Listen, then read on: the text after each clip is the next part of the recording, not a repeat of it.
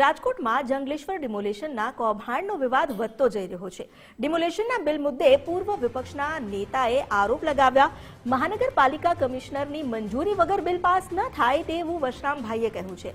તેમનું કહેવું છે કે જેણે પણ આ કૌભાંડ કર્યું તેની સામે કાર્યવાહી થાય, કૌભાંડીઓ પાસેથી પૈસા વસૂલવામાં આવે। અધિકારીઓ પદાધિકારીઓ ભગવાનથી ડરે। મેયર સ્ટેન્ડિંગ કમિટીના ચેરમેનનો આભાર કે બધું બહાર લાવ્યા। રાજકોટ મહાનગરપાલિકાના ભાજપના અધિકારીઓ અને પદાધિકારીઓની મિલીભગતથી છેલ્લા ઘણા વર્ષોથી કરોડો રૂપિયાના કૌભાંડ થઈ રહ્યા છે।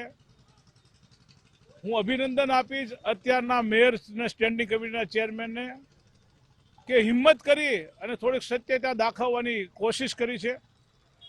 પ્રેસ મીડિયાનો આભાર માનીશ કે રાજકોટના આવા તત્વોને ખુલ્લા પાડવામાં મદદ કરી છે।